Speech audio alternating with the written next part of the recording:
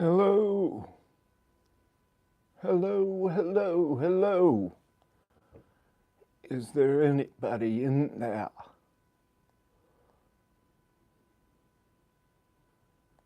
Just not if you can hear me.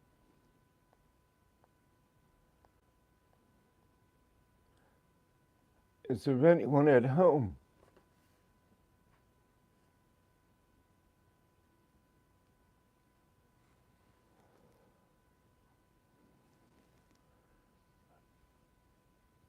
We're on here, we're live, we're apparently live.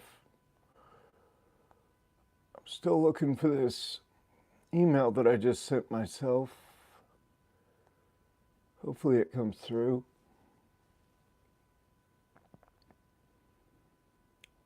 Trying to show you guys this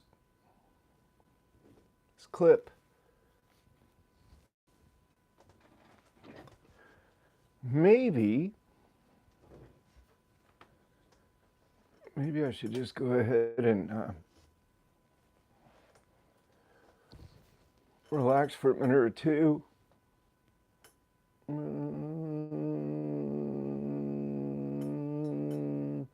Okay, I'm relaxed. This chair is weird. It's kind of like a rocking chair, but it changes the color of my face when I rock up and down. That's strange, isn't it? Well, a lot of good stuff to talk about. Good stuff. A lot of bad stuff to talk about. Wardrobe. Thank you. Thank you. Thank you. It's all about pushing, brother. All about pushing. Just got to keep doing it. Just got to keep on keeping on. It's a little bit of a lift, but I've been there and done that. You see my shirts hanging out. Yeah, I've been there and done that so many times. It's not really that big of a deal anymore. I think I can handle. What's good, Marsfield? Can you guys hear me okay? Marsfield Line, that's my number one road dog right there.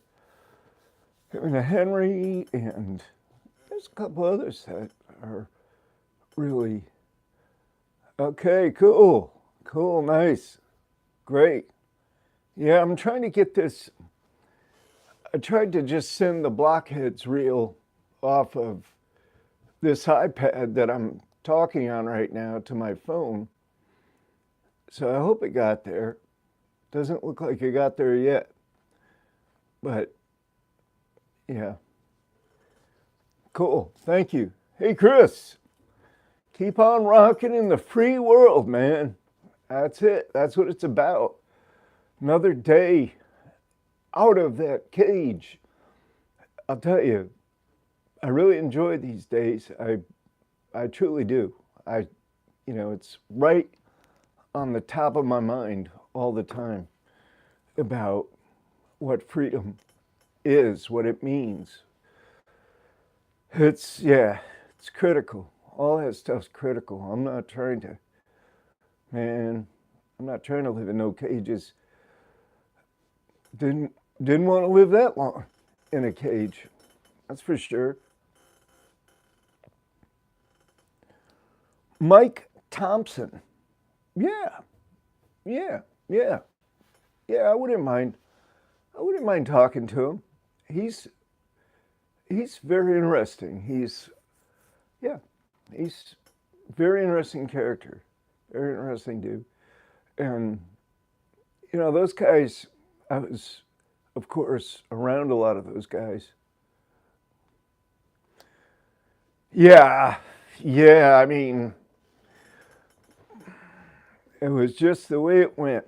And, a lot of that stuff, I felt at the time, I mean, isolation will make you do crazy stuff.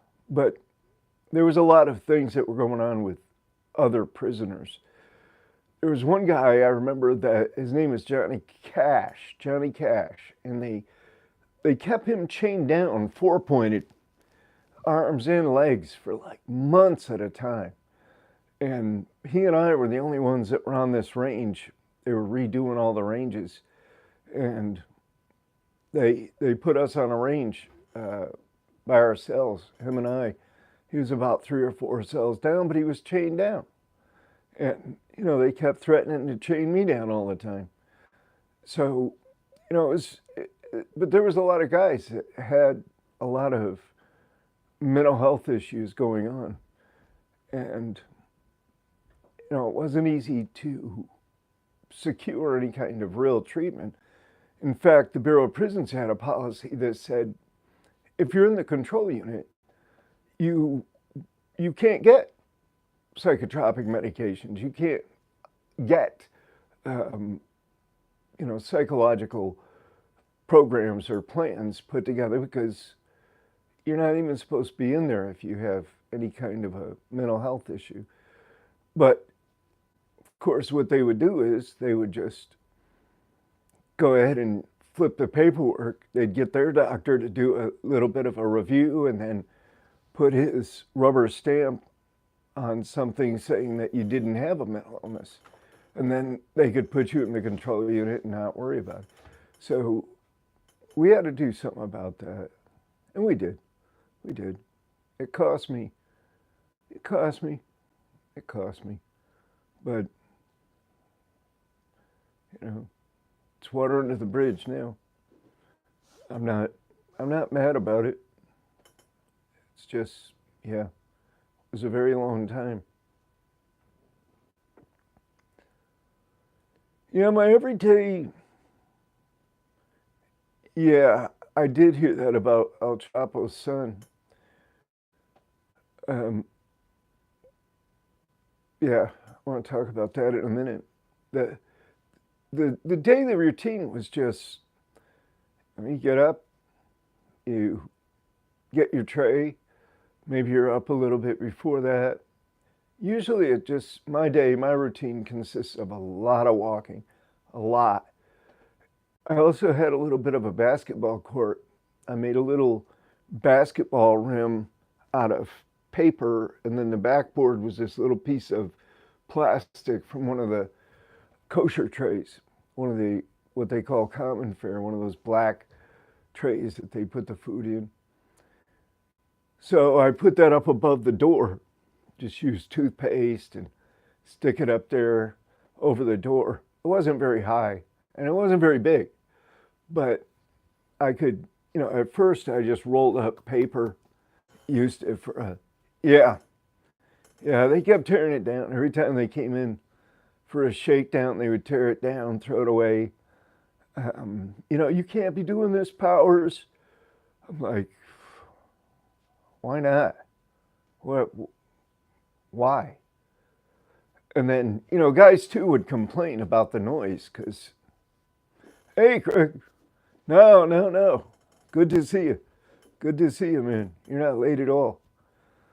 But I heard about El Chapo's son, and that's an interesting thing too. It seems like they're trying to put the arm down on that cartel, but I don't know. It doesn't. I don't know if there's any good answers for any of that. It's like, what do you do? Because there's too many people. Thank you, Greg. Appreciate you, brother. What do you do about, how do you even approach that kind of a thing? I mean, hey, there he is. There's my man. All right, brother. Good to see you. Oh man, I was sleeping all afternoon, man. I'm sorry. I was like wore out from staying up last night and working on a bunch of this. There he is. That's him. The one and only Chad Marks, my brother. Man, love that guy. He's He's doing great too. I love to see that. We just got to kind of look ahead, try to look ahead and stay abreast and keep progressing, keep little by little, just keep progressing.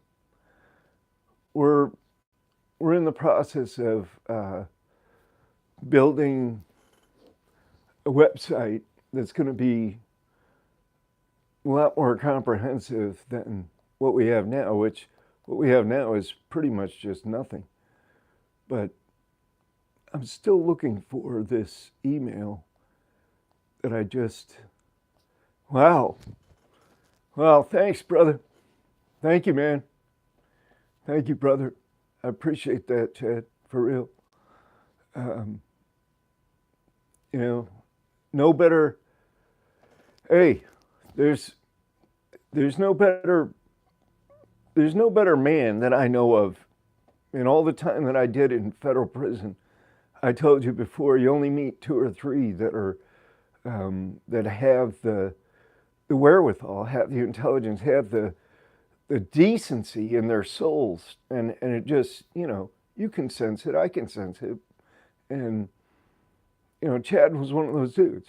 I mean, he had to, of course, do what he had to do to, you know, make sure that he was able to navigate that gauntlet, that really tough gauntlet of, the federal penitentiary system. Not just that, but getting out, getting something done in his case, because those courts, those appeal courts, and it's just terrible. I mean, you would think statistically, if one lawyer argues for one position and another lawyer argues for another, thank you, brother. Thank you. You would think that, 50% of the time one of the guys would be right and 50% the other guy would be right. Now, in criminal cases, thank you, Marsfield. Thank you, brother. Appreciate that very much. But, they obviously, 99% of the time, probably plus some, it's probably like 99 point something, they're denying relief, even when there is clear error, or even when that sentence is too long, too excessive. It's it's it's not a good thing. So it's best to avoid dealing with it altogether, if you can. The smarter means is just to don't do anything. There's only three things that any of us need to do to stay out of that grasp. Don't hurt anybody, don't take anything that isn't ours, and don't sell dope. Don't get involved in the dope game. You do those three things or don't do those things. Yeah, I know, Greg. It's bad. There is no real rehabilitation. There's no real programs. I said for years, I said, I want to join. I want to participate in a program so that I can rebuild the way that I think, the way that I, process these feelings and thoughts, and my attributes, my values, my goals. I want to change this stuff around because I'm on the wrong track. But there was no way to do that. There's obviously not a workable curriculum. I mean, you can go take educational classes. Back when I first went in, you could get a bunch of them, but now it's a lot different. Hello, guy's tooting his horn too. A little yellow guy. Yeah, the feds are way different. Way different. The state, you can usually deal with the state if it's not something that's really, really, really. Yeah, I mean, yeah, good point. Good point. I think people do need to care about each other a little more. We definitely need to care about each other a little more. And I see that, I see that Chad and others have gotten a community together And when I look at it and I see it and I think about it, I'm like, this is pretty cool. This is pretty nice to,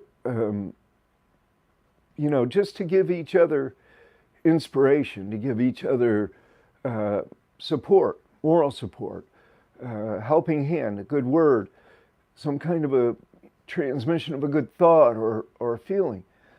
It's all good. It's all good. And just to put that message out there, just to, I was telling my wife this afternoon, I was saying, I've never really seen any case where a crime actually paid off, where it actually paid. I'm sure there are. I'm sure there's people that have gotten away with, big stuff, or where they really, came out ahead and came up and all that and didn't have to pay any consequences, but I haven't seen it. I haven't seen it. I've never met anyone or knew anyone that where crime actually paid off for them. Usually it's quite the other way around. I know in my own case, it was the other way around. It certainly cost me a lot more than I ever got out of it. Way, way far, way more. I mean, we've spoken about this before. When they put those cuffs on you and haul you in, you're not a person anymore. You're not a human being anymore. You really don't have any rights anymore. They're going to do what they want to do, and you're either going to go along with it or you're going to have even more severe consequences. So, anybody that does get in trouble with the feds, I mean, I went to trial every time except the last time when I had the assault on the officer in Arizona. But yeah, I mean, my suggestion is you plead, get a deal right off the bat as fast as you can. Get some kind of a deal right up front. Get with your lawyer.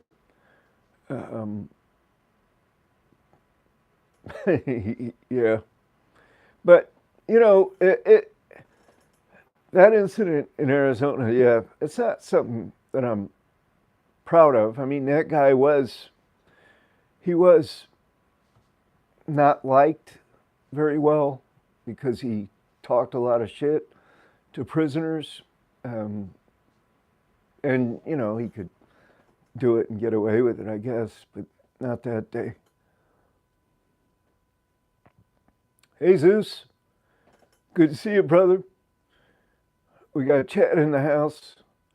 Got a lot of good people here tonight. That's pretty cool.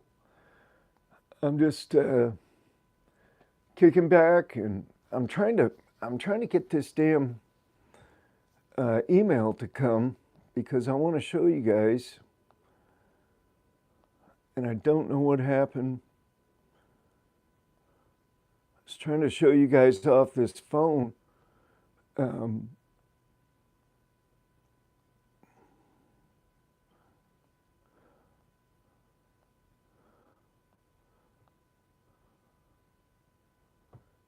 me see if I got it over here. I'm trying to show you guys this preview of Blockheads. I've got it on here on the iPad, but the iPad, I didn't realize till the last minute that maybe there is a split screen, but I don't know how to use it. And so I sent it to myself via email, but I'm not seeing it yet. Hopefully it does show up sometime soon because I definitely want to show this to you guys ahead of time. But we'll do something anyway. I mean, I'll get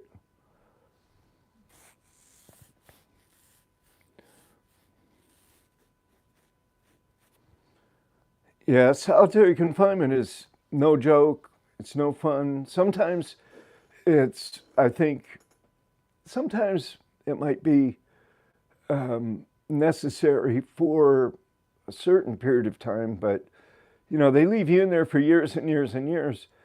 You can start to spin out a little bit. You can start to, um, you know, do some of the stuff that I did, which was really geared toward getting their attention in terms of, this push, this press for getting mental health treatment for guys that were in the control unit. There was none. Like I'm saying, it was the only geographical area. The control unit of ADX was the only geographical area that the Bureau of Prisons did not provide mental health care for anybody in the control unit. And they rationalized that. Hi, Marlene. I salute you. Namaste. Yeah, the way they rationalized it was to say, hey, we don't put people with mental illness into the control unit, so that's why they don't need it, which was kind of like the tail wagging the dog. Yeah, yeah, yeah. I mean, now that I know what I know about the federal system and how it crushes people's lives and how it really does more harm than good in many, if not most cases, yeah,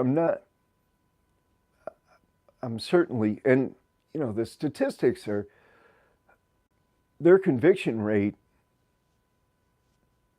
the number of appeals that are denied, meritorious appeals. The judges, think about it, federal judges are mostly ex-federal prosecutors. They just moved up through the ranks. They became magistrates, and the magistrate became a district court judge. Then maybe that district court judge was appointed to the Court of Appeals. It's rare that a federal judge doesn't have a background as a U.S. attorney or assistant U.S. attorney. So they're already biased coming into the game, and then the institutionalized nature of that whole process, it's just a machine. It's just something that kind of grinds you up and then spits you out or shits you out on the back end. My theory was, okay, I'm going to cause enough indigestion here, so maybe it will spit me out. That didn't happen as soon as I thought it should, of course. They were like, okay, a little bit of indigestion here, but we'll deal with it. So, yeah, I'm glad that Chad was able to make that struggle work, because that was a really sad case.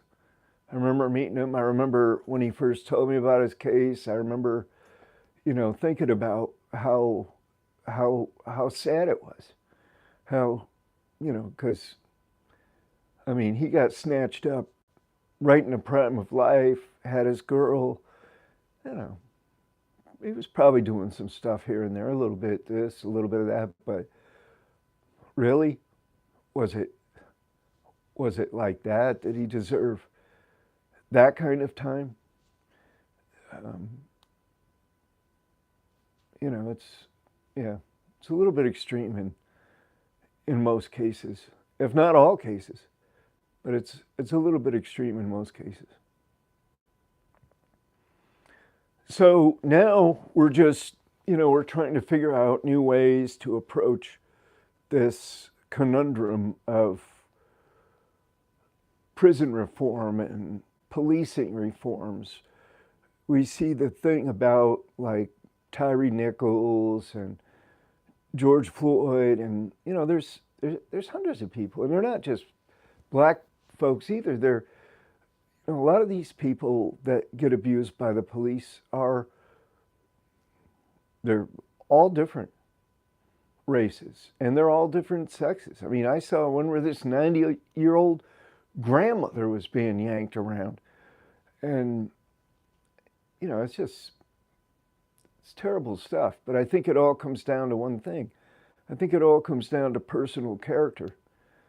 If these individual officers have enough personal integrity, enough personal character, they're not going to do it.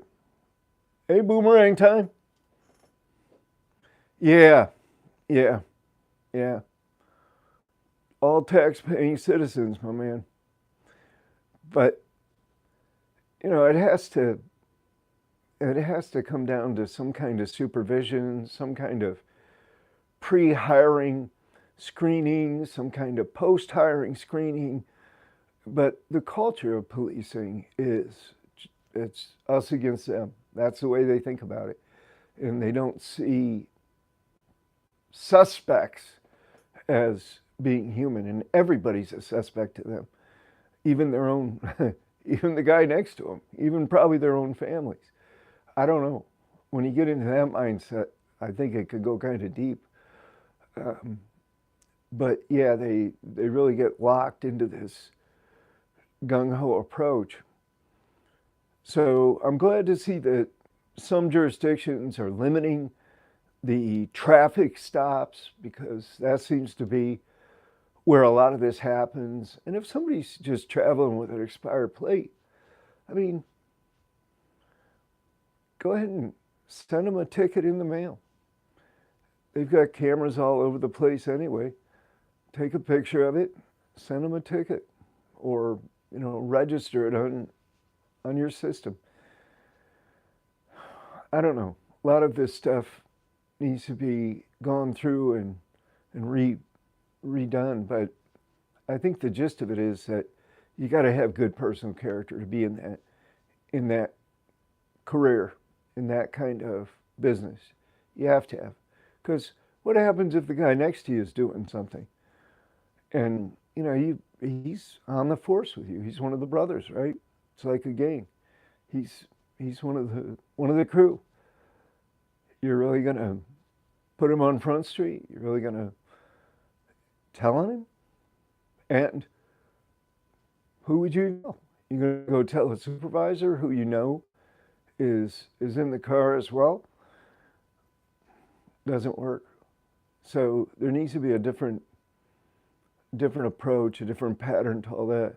But yeah, I mean, the streets are kind of wild. It seems like they're getting wilder. I don't know for sure. But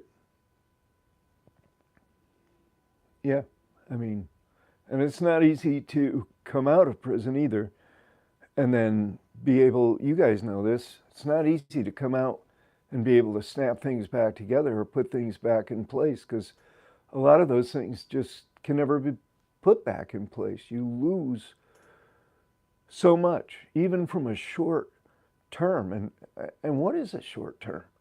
I mean, I remember being in the marshal's holding cell, and this young guy, he went and got sentenced.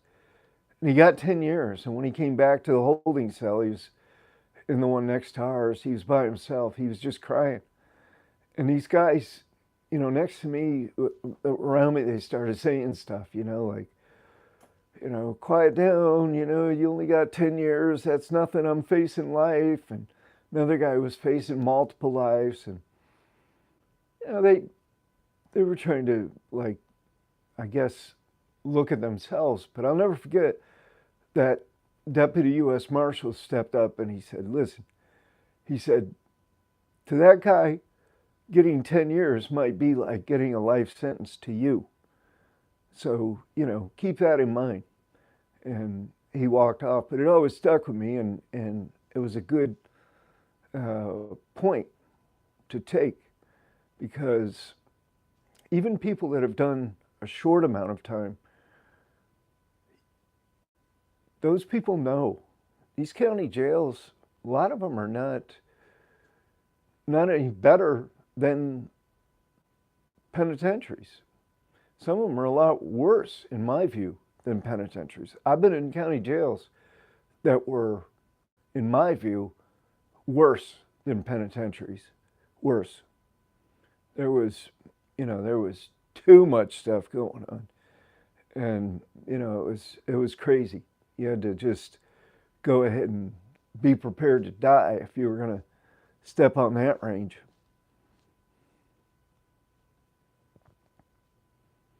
Nope, not again. Not again. I like that. You're not going to catch me off like that. Mm-mm.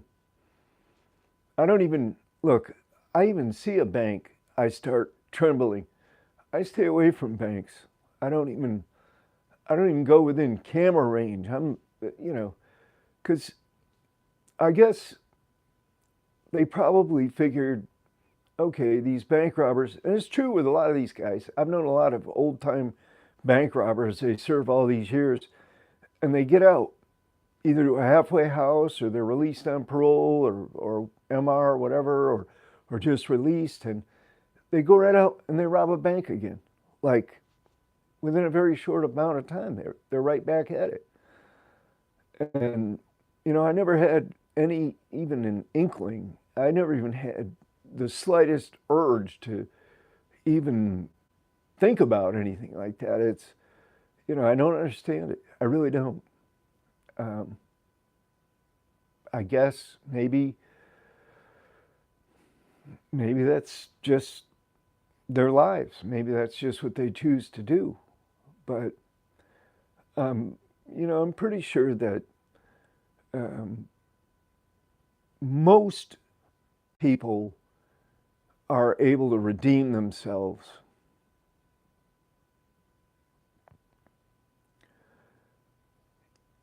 Yeah, there were a few people along the way. There was a fellow from Australia named David Baguli. We called him Bags, or the Aussie. He was one of those guys who was really charismatic, really like energetic, motivated. He could make things happen. I mean, he's what they call in Australia a bit of a larrikin. He was, he was pulling some moves. On a hamburger day, we would steal we wouldn't steal all of them. We'd steal a couple cases of hamburgers, and we'd, smuggle those back to the cell block for later on. We'd get the buns, we'd get the fresh vegetables, the onions and tomatoes and everything from vegetable prep. We'd smuggle all that back, and it's a matter of selling burgers for the next day or so. And then right on, Marsfield, right on, brother. Yeah, love you guys. You guys are the best, really. You are. So yeah, and he would wash stamps. He would take stamps. He had this special concoction of these detergents in the little bags, the little plastic ones. Back then, you had like 3, 4 choices. Now I think it's only like 1 or 2. You had a few of them back then, and he had this way of mixing it that would take the ink out of the stamps the best way. So he'd get all these stamps off of used envelopes, and he just he'd take the ink off of them and then reapply them to a new envelope, glue them on there, make them look good, maybe put a little polish, urethane polish or whatever on the top of them if you needed to. And he'd bundle them up in stacks of 50 and trade them off for coffee or whatever. But he was a gemstone dealer in Australia, and then he got involved in the heroin smuggling trade out of Thailand. So, those two careers, if you will, were closely connected for him and for others. But, he was quite a dude. He was one. Another guy was Ron Jackson. Ron Jackson was my writing mentor, and he was an older dude, cocaine smuggler. He ran his airplane into the top of a mountain in Mexico or somewhere in South America. And, it like took his fingers off of one hand. He got out and he was able to traverse the mountain and, the wilderness, and they picked him up, but they turned him over to the DEA. He got some time and ended up at Leavenworth, and he used his time.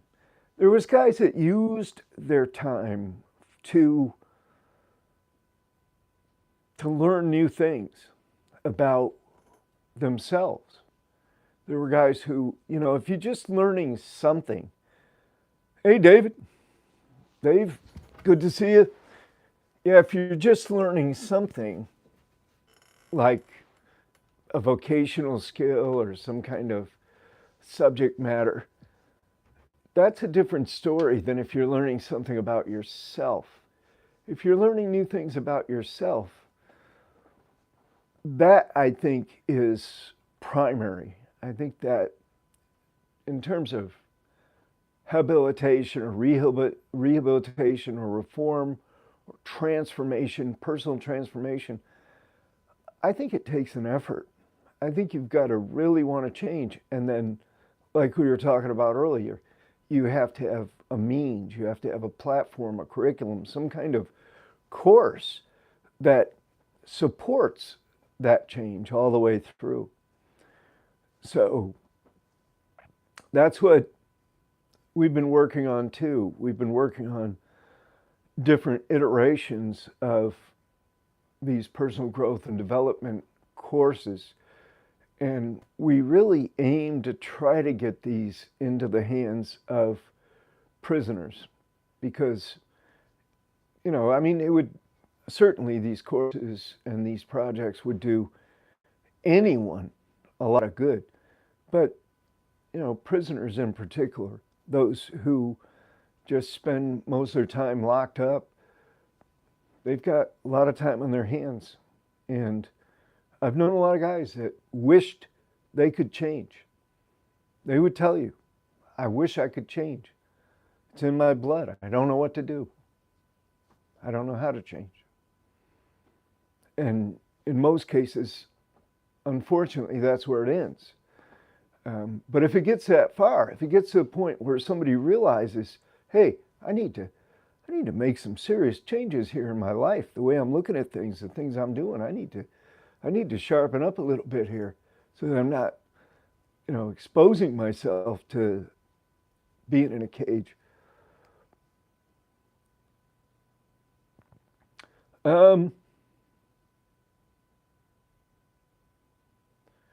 Yeah, that's what we're trying to do. Nope, not again. We're trying to get this program out to the prisoners. The manual program. This is what I use. I still use it every single day, and it's comprehensive. It's simple. You just do some diaphragmatic breathing. You clear your mind. These instructions, there's 30 of them. There's one for each day of an average month. They're all basically the same format, just these 2 pages. And as soon as you clear your mind, you read the instruction.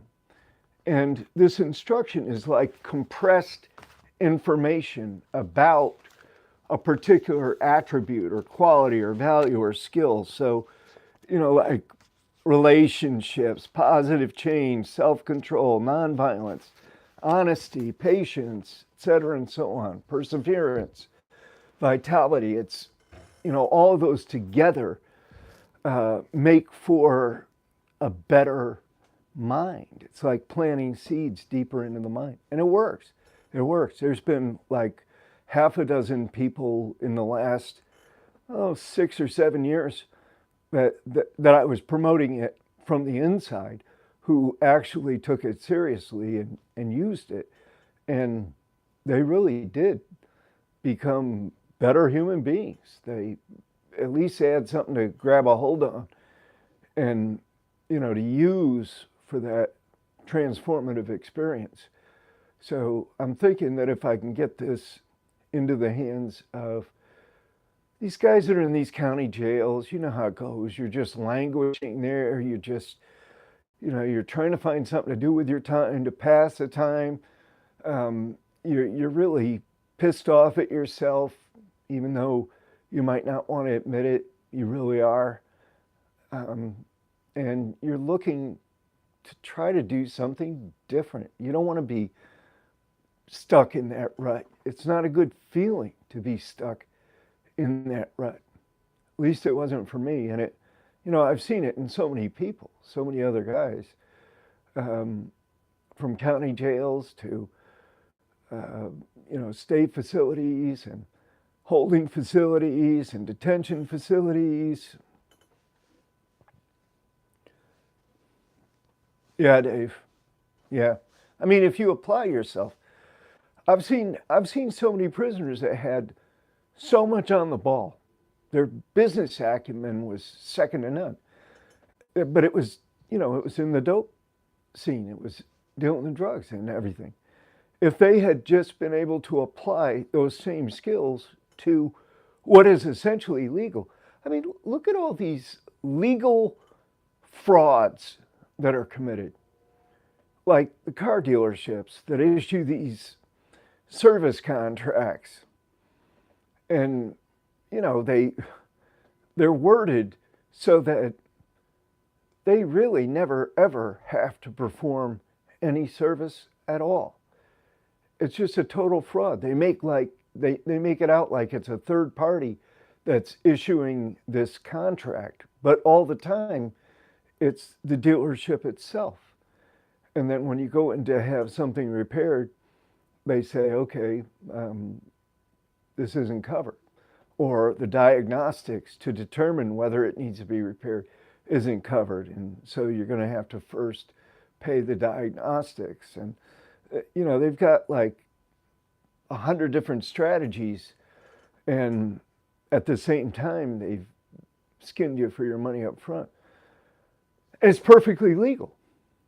It's perfectly legal. There's all kinds of legal frauds, production frauds. I mean, look at these class actions that, take these corporations into court and make them settle. I mean, that's a scam and a fraud in itself. That's basically just for the lawyers. It's not for the consumers that have been ripped off. They're really not going to get much back. But what I'm saying is, with the business acumen and the charisma that some guys have, the abilities that you don't have to have a lot of charisma. You don't have to have a lot of business acumen. If you don't like jail, you don't like prison, you don't like having your freedom taken, you don't like living in a cage, you really don't have to. You can get off that merry-go-round. And that's one of the primary messages that we want to send. We just got to get positioned. We just got to it's little by little. It's a little bit at a time. And, time isn't really on my side. I say that because I'm in my 60s, early 60s. So, I might have another 10, 12 good years of work life. I don't know, maybe. But time isn't on my side. So I've got to do what I can, when I can, while I can. And hopefully, I'm doing something creative, something positive, something that can have some kind of an effect, a good effect. Let me see if I can. I'm sorry, guys. I'm really sorry about this. I'm really sorry about this, blockheads. I'm going to figure out another way to I'm going to get with Jane and figure out another way to figure this out, because I don't have it on my, I don't have it.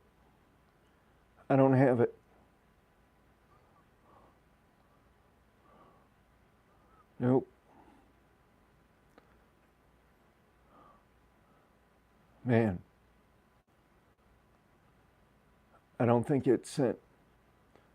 I want you guys to see this. So it's pretty cool. You'll see it anyway, but I'll figure out a way to give you guys a preview of Blockheads. We might just put a little clip of it, like a trailer, up, and give you guys notifications on it. Yeah, yeah, I have heard about those. I, there's a thin line between forcing somebody to um, to become a better. Okay, Zeus, peace, brother. Thank you for showing up. There's a thin line between forcing somebody and motivating someone. I mean, there's a lot of possible motivations to get somebody to engage. I mean, that's kind of what the First Step Act tried to do. Yeah, I'm gonna definitely figure something out, Marsfield. Um, I tried to send it on my email, and it just didn't show up. I just sent it like 5 minutes before I went on live, and it's just not. It ain't showing up on my email. So I'm gonna go ahead and I'm gonna try to do something different because I want you guys to get that preview. Because it's ready to roll. It's ready to roll. So Sunday at 6 p.m. I'm going to roll that out. And the first one, the premiere, I'm just going to put it up on YouTube and try to get people to join the membership channel. And because all the rest of them are going up on the membership channel, the rest of the Blockhead series, and there's going to be a lot to it. So I'm just going to keep that on the membership. But the premiere I'm just going to put out there. So you guys will get a chance to see it. And let me know what you think about it, because the feedback is critical. It's really important. You're not going to hurt my feelings. I'm like, okay, how can I make this better? And remember, this is just a prototype. It's just a first attempt. So I'm learning these ropes, and it's taken a lot of work and a lot of patience, and sometimes my brain doesn't work quite as efficiently as I would like it to, probably as a result of putting a hole in my head and having like 5 or 6 brain surgeries. I don't know, but yeah, I'll be all right. You guys will be all right too, because you're here, you're out there, you're doing good, you're connecting, you're talking, communicating, and I hope that you're having some fun as well, because, what else is it about if you can't relax and enjoy yourselves and enjoy your freedom? Just enjoy it. Just bask in your freedom like you're basking in the sun. It's so good. It's so good. People that, yeah, I've played a lot of bocce ball. I like it. Um, we'll have to get Chad on the bocce ball court. But yeah, thank you, Marlene. I'm glad too. I'm really glad. And, it is, this whole thing is, it's because of Chad, really. I mean, I started a few years ago, even when I was in prison. I put up the first few videos. I would just record them over the phone. Jane would record them, and then we just, put up like a thumbnail and stick them up there. But after I got out, I just kind of was overwhelmed with everything else that was going on and things that I had to do in order to, keep things moving and pay the bills and stay afloat and stay within, all the requirements that I had to stay within. So, but over time, it just, it's been getting easier and easier. I have been getting some help. I take a lot of encouragement from you folks, from you people. I take a lot of encouragement. Helps me a great deal. And, in turn, I'm hoping that I can be and will be and am some help to you, because, we're all in this thing together. We're all in this thing we call human life. We're all here together. And we do need to get along together. And there's nothing wrong with getting along. Nothing wrong. There's nothing wrong with getting along. We don't have to disagree with everything we disagree with. We don't have to openly disagree with everything. There's all kinds of things that we typically tolerate. I mean, we're not going all crazy because somebody believes this or that or even does this or that. There's right and there's wrong, that's for sure. I got released from USP Allenwood, Pennsylvania. Yeah, Nick, just one little step, just baby steps. Because what's the hurry? If it comes, let it come. If it goes, let it go. I mean, I'm over trying to overachieve. I'm over trying to force things to happen. I'm way over all of that. So it's just a matter of being authentic, being consistent, having a game plan, and putting in enough practice to become proficient. I like to learn stuff, and I am learning a lot of new things. So I'm also learning how to put those to good work, to use. And that's just the trajectory that I'm on. And I'm hoping that we can all come together and bond and have really good community, really good relationship. But the point that I'm making is that Chad came out and really he really has done a great job. He's really done just a jam up job. He really has. He's really done good. And there's no question in my mind that he turned the corner. He turned the corner a long time ago. I knew that when we met on the inside. I already knew that he wasn't really I don't even know what a criminal is, really. I hate to use that term because I think we're all criminals in some sense. I mean, if you're going to say a criminal is somebody that has broken the law, well, what the heck? Then, yeah, we're probably all criminals then. So I don't know what to do with that definition. But I am going to keep working on this. I am going to try to get the Blockheads premiere out. Probably, yeah, that's a different group. The ones that got caught and the ones that didn't. Zeus, you can't get your notifications turned on. Let me see. Let me write this down so I can look into this because I don't know much about the way this works. Is that something that we turn on? Or is that something that you guys turn on, the notifications? I've been to a lot of prisons. There's a whole list, but the federal ones, I started out at Leavenworth, then I went to the old Terre Haute, then I went to Atlanta.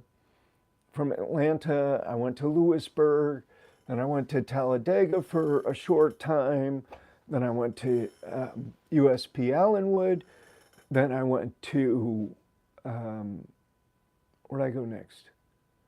Allenwood, I went to New Jersey, then I went to ADX, then I went to Arizona, then I went to Springfield, Missouri, the medical center, then I went back to Florence, Colorado, the USP, then I went to USP Allenwood. Yeah, I mean, I feel for the guys, for the people who were born in those circumstances, who have to live and be raised with those influences around them, because what else are they going to do?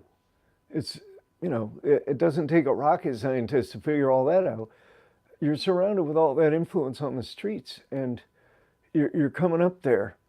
Um, I didn't, not that I know of, but that name's, you know what? I can't say no. I don't, Larry Lawton sounds very familiar. Just that my recollection of names and, with a face, I could probably put it together. But yeah, I met a lot of people down there. Um, but that name does sound familiar. Yeah, it's just a matter of trying to keep on top of everything, just not getting too spun out.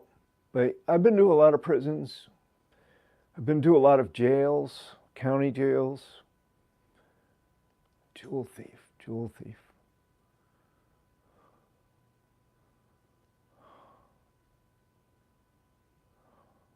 I've known, I've known a few jewel thieves. I mean, that was part of what I used to do as well, um, as a teenager. What's up? What's up? What's up?